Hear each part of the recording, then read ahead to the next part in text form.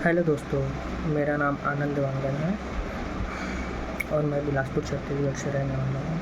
मेरा जन्म स्थल भिलाई, बलौदा, छत्तीसगढ़ है और आज मैं आत्महत्या करने वाला हूँ। इसीलिए मैं पहले ये वीडियो बनाना चाह रहा हूँ क्योंकि इसके पीछे बहुत बड़ा कारण है। क्या है, मेरी पत्नी मेरे को छोड़ कर के चली गई है और हमारा शादी 27 नवंबर 2024 को हुआ था और वो 25 मार्च 2025 को चली गई।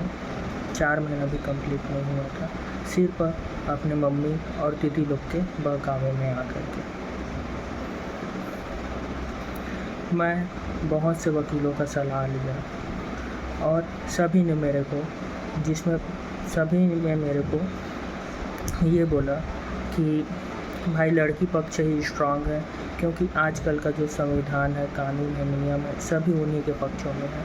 आप चाहे कितना भी सही रहें, फिर भी से कोर्ट कानून सिर्फ उन्हीं की ही बात सुनेंगे।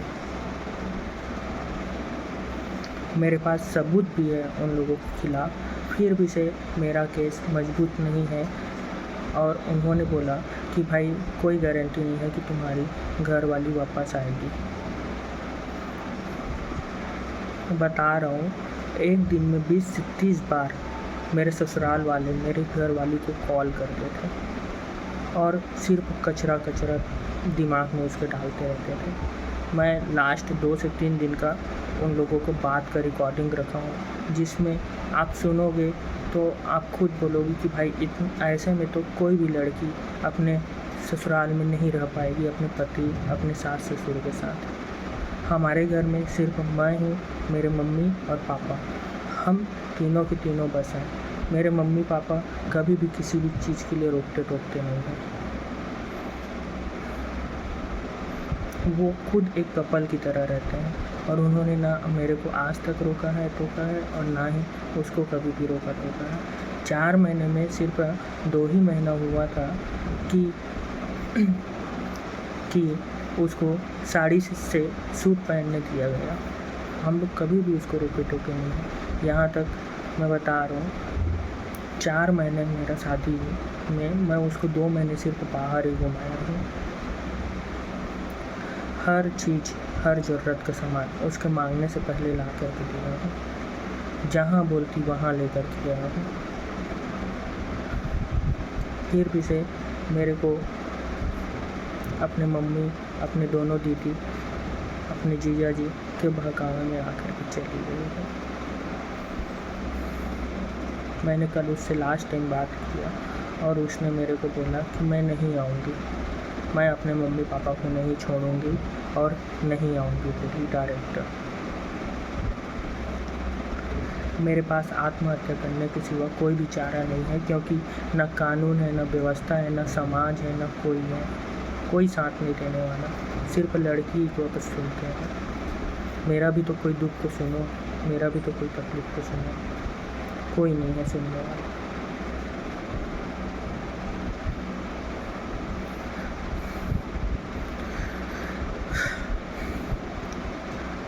मेरी बीवी मेरे घर से मेरे मम्मी पापा को गाली गलौज दे करके गई है।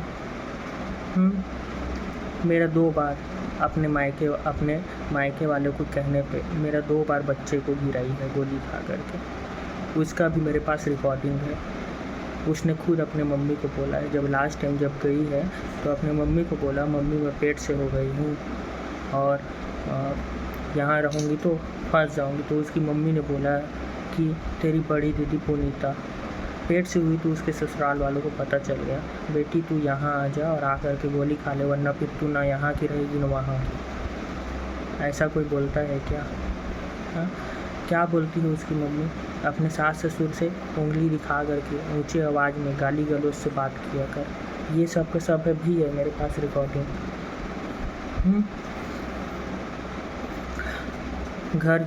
मतलब अपने घर जाने से पहले, अपने मायके जाने से पहले, एक दिन पहले मेरे मम्मी पापा गए थे पूरी।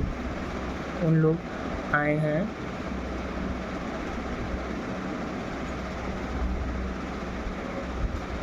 23 तारीख को है। 23 तारीख को रात को 2 बजे आए हैं, ठीक है। और 24 तारीख को सुबह जब पापा उठ करके बैठे थे, मैं बाथरूम में था, और तो फिर सुबह आई और पापा को बोली, क्या बोली कि मेरी मम्मी का तबीयत ख़राब है और मेरे को चांपा जाना है मेरे मायके। तो मेरे पापा बोले कि बेटी अभी हम लोग थक के आए हैं, इस बारे में बाद में बात करेंगे। तो फिर उसने मुँह छूट गाली दिया, बेर्रा बड़वा मुर्दाई हमर जही तम है जहूँ का। तब फिर पापा कहिस मोर कर ऊँचा आवाज़ में बात मत कर, जा अभी तय नहीं। तो वो बोलिस कि मोर पापा आते लिए मैं होकर संग जाऊँ। तो वो कहिस मोर पापा हाँ कि ठीक है, तो पापा आते हैं ना तो बात कर लेगा, तो कल फिर चल देगा, ऐसे करके कहिस। ये बात क्यों हुआ था इस चीज़ का बता रहा हूँ। क्या है, मैं वही 4 महीने में इन लोग 4 बार मेरी बीवी को लेने आ गए मेरे घर, और हमेशा आते थे तो क्या बोलते थे, चल बेटी सामान पैक कर, कहीं है दुख पात हवत चल। ऐसी कोई बोलता है क्या? आए हो, पहले आओ, बैठो, मेरे को बैठाओ, उसको बैठाओ, पूछो तो कि क्या दुख है, क्या दुख दिए हैं। मेरे से तो पूछो कि क्या दुख दे रहे हो तुम, उससे पूछो कि क्या दुख पाए हो। मैटर को सॉल्व कराना चाहिए। हमेशा जब भी आते थे बोलते थे चल बेटी तेरे यहाँ दुख पाता, बस चल सामान पैक कर और चल। हाँ, उस भी दिन क्या हुआ था, हाँ 23 तारीख को उसकी मम्मी फ़ोन की थी, ठीक है, और सुबह बोली थी कि मोर तबीयत ख़राब हवा और मोला देखिए आए बर का एक चीज़ का पर रही सब है का को पेट से हो गए रही, सेहू भी चीज़ लगे रही। मैं पेट से हो गई हो नहीं आऊँ तो यहाँ फंस जाऊँ। तो ओकर अम्मा ओकरे बर पे मोला कहा था अपन छोटे बेटी भूमि कर बोलवाई के मोर अम्मा चक्कर खा के गिर गए हवा, और तबीयत बहुत ख़राब हवा, और तय लेके आ या फिर मोर पापा आते तो ओकर संग मोर दीदी ला भेज देते। मैं जब बात ला बाद में सुने तो मोला पता चली कि मोर घर वाली पेट से हो गया हवा, और वैसे भी मोला पता रही साहब कि वो पेट से हो गया करके। तो मैं मोला बोले भी रही कि भाई एक बार डॉक्टर कर कंसल्ट कर लेथन, चेकअप वगैरह करा लेथन। तो मोला का कही नहीं मैं पेट से नहीं हो, हाँ वो नहीं देखवा। तो मैं वो चीज़ लगी कहे कि हो गया बस, तय काबर मोर कर झूठ बोला था बस। तो मोला कही कि मैं नहीं हो, हाँ वो मैं बोले चल ठीक है नहीं हो अवस्था। और ओकर बाद फिर अपन वही अम्मा ला उसने कही कि भाई मैं पेट से हो गई हूँ और मेरे को आना ज़रूरी है और गोली खाऊंगी। तो उसकी मम्मी भी बोली कि हाँ आ जा, वरना फिर फंस जाते, न एटी के रबे न ओटी के। अगर भाई बच्चा नहीं लेना है तो मेरे को बोलो, हम दोनों के दोनों का है वो, हम दोनों को कंसर्न करना रहेगा डॉक्टर से।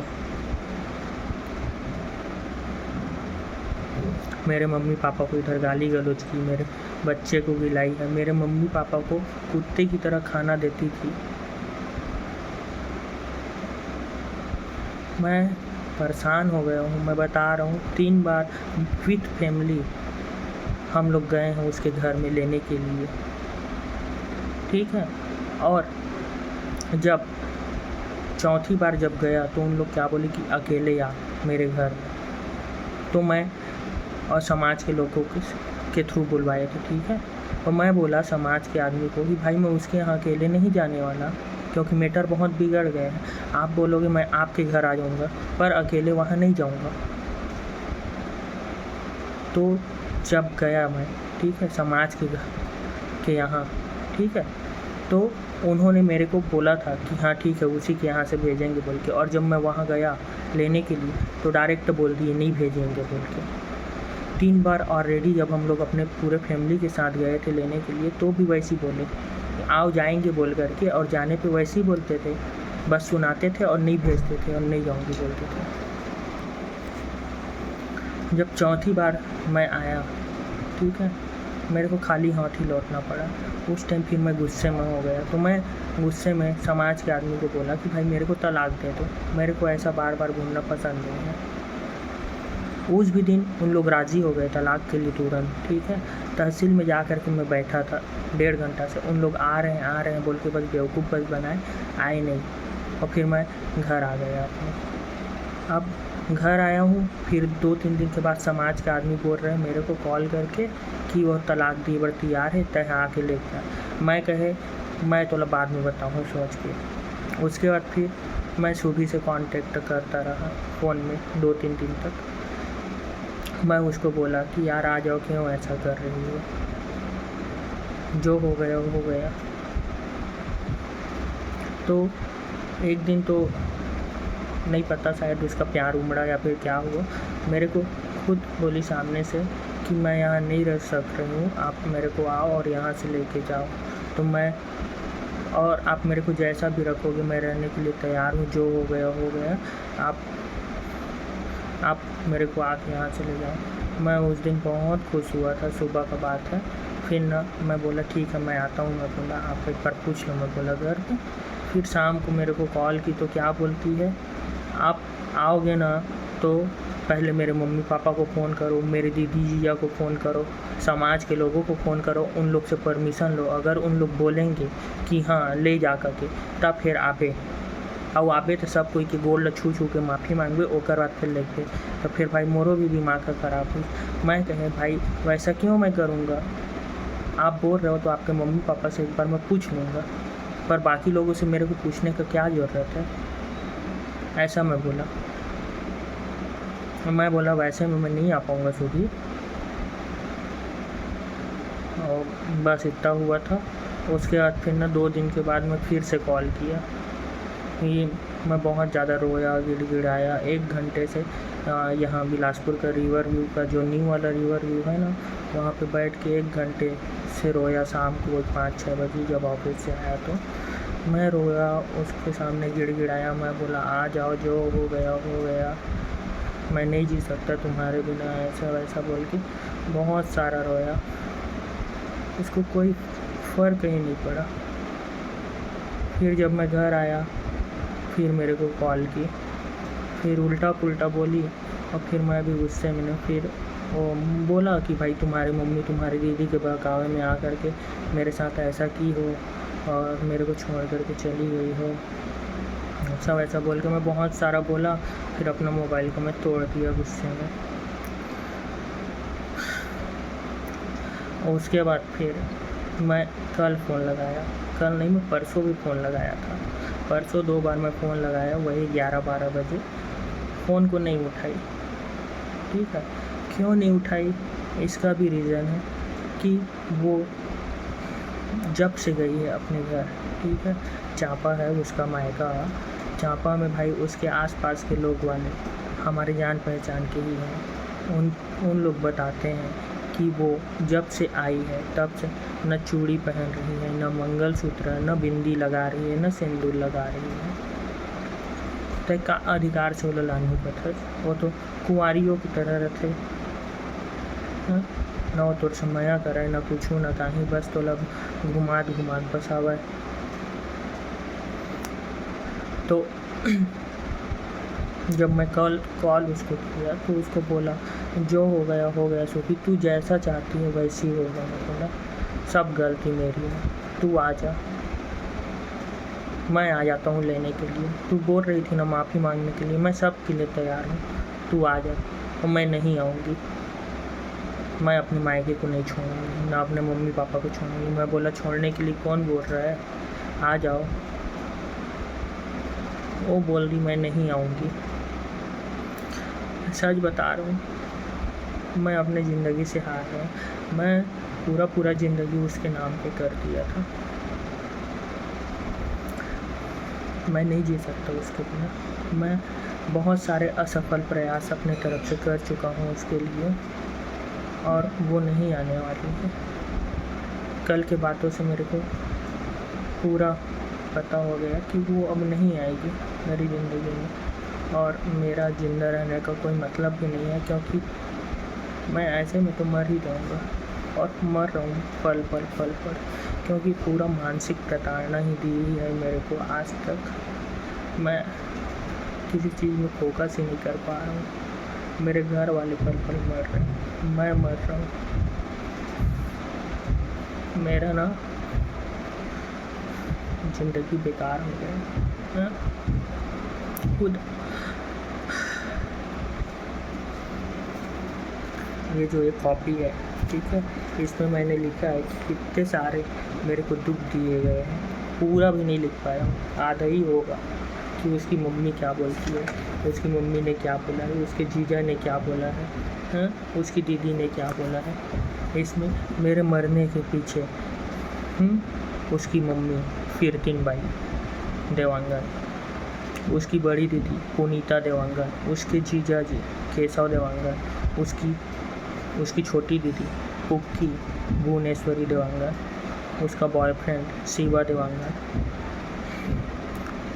उसकी बड़ी दीदी पुनीता का देवर दादू मनोहर देवांगन, और उसका एक्स बॉयफ्रेंड शुभी का एक्स बॉयफ्रेंड था, जिससे वो शादी के बाद भी बात करती थी, जिसको मैंने 2 बार पकड़ा और उसको बोला भी कि भाई तुम किससे बात कर रही हो, तो बोलती है मेरा फ्रेंड है, मेरी सहेली है। मैं बोला कौन सी सहेली, मैं तो नहीं जानता हूँ। मैं बोला ये संदीप है, तो नहीं है वो, ठीक है। और मैं मैसेज को पढ़ना चाहा तो वो डिलीट कर दी, मेरे को पढ़ने भी नहीं थी। जब मैं देखा मैसेज को, मैं पढ़ने का कोशिश किया तो क्या बोली मेरे को कि आपको मेरे ऊपर विश्वास नहीं है। तो मैं बोला ठीक है यार, विश्वास है बोल के मैं उसको मोबाइल को दे दिया। मैं मोबाइल को दिया, फिर वो तुरंत मैसेज को डिलीट कर दी। मैं बोला भाई मैसेज को क्यों तुम डिलीट किए। और जब मैं बाद में पता किया कि वो कौन है, सानू करके है उसका आईडी, सीनू या फिर सीनू नाम से, वो उसका पुराना बॉयफ्रेंड था, जिसके वजह से वो मेरे को छोड़ के गई है। इसमें सभी का अपना अपना किरदार है। उसकी मम्मी क्यों छुड़वाई है मेरे को उससे, क्योंकि वो जो कपड़ा दुकान वाला संदीप थावनानी है, ठीक है, उसके यहाँ इन लोग पूरा सब के सब बहाने काम करते हैं। उसका नेचर बहुत गंदा है संदीप थावनानी का। उसने मेरे को फ़ोन कर के कितना बार से धमकी दी है, गाली गलौज किया है, जिसका मेरे पास रिकॉर्डिंग पड़ा है, वो भी अननोन नंबर से। पर भाई बात करने के टोन से, अंदाज से, वेवलेंथ से सब चीज़ पता चल जाता है कि किसने कॉल किया है। अननोन नंबर से मेरे को फ़ोन करके मेरे मम्मी मेरी दीदी लोग को कितना गंदा गाली दिए है। खुद सुबह मेरे को बताती थी कि वो जो कपड़ा दुकान वाला है संदीप थावनानी, उसने उसकी जो सेकंड नंबर वाली दीदी है पुक्की के साथ संबंध बनाया है, उसकी माँ के साथ संबंध बनाया है, कितने बार से बताई है। वो सेल भी लगाता है अपने दुकान में, तो वहाँ जो लेडीज़ लोग आए रहते हैं उनके साथ गलत व्यवहार करते हैं। मतलब वो सेल इसीलिए लगाता है, उस चीज़ को भी मेरे को बताई है। आप मेरे को बताओ भाई, आज के दिन में इंसान कौन किसी को पैसा देता है, हाँ? सुबह जब शादी हुआ तो उसकी खुद बुआ लोगों ने बताया, सुबह के बुआ लोगों ने, कि वो संजू जो है उसके यहाँ एक ग्राहक है जो उड़ीसा से आया था, ठीक है, वो 1,10,000 रुपया इनकी शादी पे स्पॉन्सर करने आया था, देने आया था। खुद इसकी बड़ी दीदी, जिसका शादी 2 साल हो गए हैं, सुबह की दीदी का, उसको 40,000 रुपये का मोबाइल गिफ्ट किया है उसके बर्थडे पे। मेरे ही सामने का बात है। सुबह को क्या बोला, आईफोन 15 लेगी सुबह, जब उसके पास मोबाइल नहीं था, घर का मोबाइल से मेरे से बात करती थी, ठीक है। उसने मेरे को जिद भी किया था सुबह में कि मेरे को मोबाइल दो, तो मैंने बोला कि यार शादी के बाद ले लेना, अभी से क्या ज़रूरत है। तो नहीं, मेरे को दो। हम लोग एक बार उसके दुकान गए थे लेने के लिए, तो मेरे ही सामने बोला यार सुबह आईफोन 15 लेगी। मैं सोचा कि भाई ये कल के कल आईफोन 15 के चक्कर में मेरी घर वाली से, मेरी मंगेतर से क्या मांग ले, उसी के इसमें मैं उसको फिर मोबाइल दिया सुबह को, वरना फिर मैं शादी के बाद ही देता मोबाइल। जो पुक्की है उसको मेरे ही सामने क्या बोला है, 40,000 रुपये पेमेंट में तू काम करेगी पुक्की। तो क्या बोली कि उससे ज़्यादा तो मैं ऐसे ही कमा लेती हूँ। भाई क्या काम करते हैं कपड़े में ऐसे लोग कि भाई 40,000 रुपये से ज़्यादा कमाई हो जाता है मंथली का। कोई भी आदमी रहे, 10 साल हो गया है उसको काम करते हुए वहाँ, मैं मान रहा हूँ। 10 साल में आदमी कितना देगा? 20,000 रुपये देगा, उससे ज़्यादा थोड़ी देगा। वो तो 40,000 रुपये से ज़्यादा कमा लेती है। उसकी माँ सिर्फ इसी वजह से क्या मेरे को बोली थी शादी से पहले उसकी माँ कि तय शादी होके जाके तय अभी कमात हवस, जो भी लगे तय अभी कमात हवस महीना के 6,000 रुपये, तो फिर तय चल देवे, तय तो कमाई हम और बंद हो जाएगी, तो कौन दी मोला? तो सुभी का कहा था आप देना कहा थे मेरे घर में महीना 5,000 रुपया। उसके बाद फिर मैं हामी भर दिया था। फिर मैं सोचा कि भाई इन लोग मजाक में बोल रहे हैं या फिर कैसे। मैं उसकी मम्मी से पूछा भी इस चीज़ को। उसकी मम्मी बोली हाँ सही है, देना पड़ेगा, और मेरा बड़ा दामाद देता है बोली। मैं बोले भाई ऐसे में तो फिर हम नहीं कर सकन शादी का, 5,000 रुपये तय तो EMI टाइप की याद करत जैसे हम कुछ खरीदे हैं तो यहाँ ले, तो इसके वजह से हम रिश्ता तोड़ दिए थे। फिर वो का बोली कि ठीक है मत दे देते। हाँ, अभी उसकी मम्मी सिर्फ इसी वजह से ही तोड़वाई है रिश्ता को कि भाई दुकान से वो कमा के ला रही थी और अपनी मम्मी को पकड़ा रही थी, बस उसका सिर्फ बस पैसा बस खाने के लिए वो रिश्ता को तोड़वाई है। उसकी जो बड़ी दीदी है पुनीता, जो जेठा गई है शादी हो करके, क्या बोली है, राजा मेरे को ना पहले पसंद था ना आज पसंद है। इसका भी है मेरे पास रिकॉर्डिंग, शोभी को खुद बोली है, राजा ना मेरे को पहले पसंद था ना आज पसंद है। मैं तो पहले भी उसका रिश्ता तोड़वाना चाह रही थी और आज भी चाह रही हूँ, और थोड़ा वापस वहाँ नहीं जाना है, सोच ले काके तोड़वा के जाके। एक दिन पहले की हमन की प्लानिंग रही साहब 24 तारीख के, और जहाँ तक कि 23 के संझा को उनके भी रही जावे, पर ओकर मोर कर रिकॉर्डिंग का नहीं हवा, पर 24 के संझा को उन्हें 1 घंटा ले भाई प्लानिंग करे हवा, जेकर मोर कर पूरा रिकॉर्डिंग का हवा। और 25 तारीख के जब गई हवा, मैं घर में नहीं रहे हवा, न मोर करा पूछे न कुछ न कहीं। और ऊपर से मोर अम्मा के ऊपर एक झूठा इल्ज़ाम लगाते कि अम्मा मोर 25 तारीख के फ़ोन करके एक घर में कहे हवा कि आके अपन बेटी ले लेके जावा। मोर अम्मा 25 तारीख के फ़ोन करी सावा, पर का कही से कि तुम्हार बेटी है खाना हुआ नहीं खाता हवा, आवा वो समझावा, कुछ हो वजह तो फिर कैसे करबू, मोर बेटा वो भी नहीं मिला थे, ऐसे करके कही। इसका महू भी नहीं रहे आओ, एक टेंशन की वजह से महू भी चल दिए रहे घर ले छोड़ के। अब हम 24 तारीख की प्लानिंग बनाए रही सके कैसनो भी करके अपन सास ससुर अपन घर वाला टॉर्चर करके जिसना भी तोड़ ले हो हमन कर फ़ोन लगवाबे वही मन के थ्रू, आओ वो मन कही कि आवा और लेके जाओ अपन बेटी ला। एकरो भी ये मोर कर रिकॉर्डिंग प्रॉपर इतने तान के मेंटली टॉर्चर करे हवा। एक पुनीता दीदी है काबर तोड़वाना चाहत रही से रिश्ता ला अपन देवर पर। हाँ, जब हमन के जब शादी हुई सो इस टाइम हमन के रिश्ता फिक्स हो गए रही, जे टाइम पुनीता के शादी हुई सावना एक बड़े दीदी के, वही टाइम मोर और शोभी के रिश्ता फिक्स हो गए रही सावे। एक जीजा वेला कुछ भी इज्जत नहीं मिली, और एक जीजा चाहत रही से कि शोभी के बिहाव कर भाई करा होगा, मनोहर देवांगन कर। अब शोभी मोर का तेजत होगी तो वो कुछ नहीं करत बनी, ओटे बारे मन मोर रिश्ता ला तोड़वाना चाहत रही से। तीसरा फुलेश्वरी पुक्की देवांगन। क्या हुआ, पुक्की यही जो अपने सेठ के साथ है, ठीक है, उसका बॉयफ्रेंड है शिवा, ठीक। जब शोभी जब शादी हो करके मेरे यहाँ आई, ठीक है, उसके बाद फिर जब फिरने में लिखते हैं ना 15 दिन के लिए, तो हम लोग साफ बोले थे शोभी को कि शोभी आप ना अभी जा रहे हो तो आप दुकान मत जाना, उसके सेठ के नेचर की वजह से बोले थे दुकान मत जाना। दूसरा पुक्की का जो बॉयफ्रेंड है उसकी दीदी का बच्चा हुआ था तो छठी था उसके यहाँ, उसके दीदी के यहाँ, ठीक है, तो उसके यहाँ ये निमंत्रण दिया था, तो हम लोग बोले थे कि भाई अभी नया शादी हुए हो वहाँ भी मत जाना। और तीसरा कि कहीं भी जा रहे हो तो एक बार पूछ के जाना, और अभी नया गए हो तो मेरी दादी जो उसकी बुआ है, ठीक है, उनके यहाँ खाना खाने चले जाना, अपने छोटे मामा के यहाँ चले जाना, और मेरी दीदी यहाँ चले जाना। ज़्यादा लोगों के यहाँ जाने की ज़रूरत नहीं है, और जहाँ भी जाओगे अपने मम्मी के साथ ही जाना, इतना बस बोले थे उसका। पहली बात दुकान मत जाना, वो दुकान गई। दूसरी कि छठी में मत जाना, तो दुकान जो संजू है उसके साथ रात को बैठ के वहाँ छठी में गई थी। तीसरा कि बिना पूछे मत जाना, ठीक है। तो क्या हुआ था, एक दिन मेरी बड़ी दीदी उसको खाना खाने के लिए बोली थी, ठीक है। तो वो वहाँ गई थी खाना खाने के लिए। उसकी जो छोटी दीदी है की, वो उसको कॉल की, ठीक है, और बोलती है कि मेरा बॉयफ्रेंड आ रहा है, तो उसके साथ बैठ के आ जाना होटल सुमित इन में, वहाँ हम लोग खाना खाएंगे। ये ना मेरे को पूछी ना मेरे घर वालों को, उसके साथ गाड़ी में बैठ कर के चली गई, ठीक है।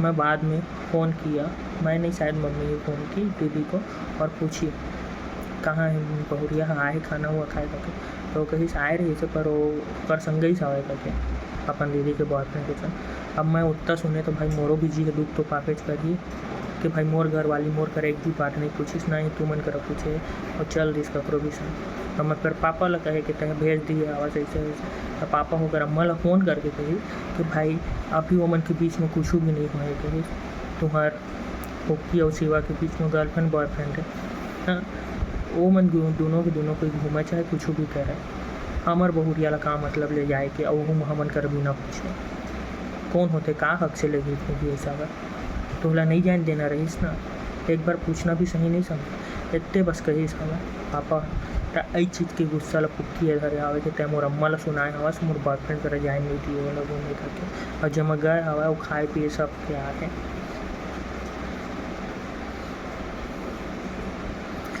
मैं बता रहा हूँ मैं बहुत ज़्यादा परेशान हूँ, मैं नहीं जीना चाहता, मैं तंग आ गया हूँ अपनी लाइफ से, इसलिए मेरा लास्ट वीडियो है।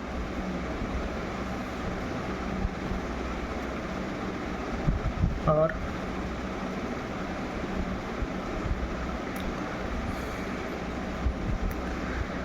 कहने के लिए बहुत सारा है, बताने के लिए भी बहुत सारा है, पर मैं बता रहा हूँ आजकल का संविधान, न्याय संहिता, कार्यपालिका जो भी है हमारा कानून, कोई भी लड़कों के पक्ष में नहीं है, कोई भी नहीं सुनता हमारी बात, ये कानून ही बेकार है। हमारे लिए कोई रूल रेगुलेशन नहीं है, सिर्फ लड़कियों के लिए रूल रेगुलेशन बनाए जा रहे हैं, जिनको इसकी आवश्यकता है उनको ये चीज़ नहीं मिल रही है, और जिसको नहीं है उसकी आवश्यकता उन लोग फालतू का बस इसका दुरुपयोग कर रहे हैं। अगर आप कानून ही बना रहे हो तो भाई अगर लड़की के पे अत्याचार हो रहा है, ठीक है, कुछ भी हो रहा है, तो मैं क्या मानता हूँ कि भाई अड़ोसी पड़ोसी को ही सबसे ज़्यादा पता रहता है।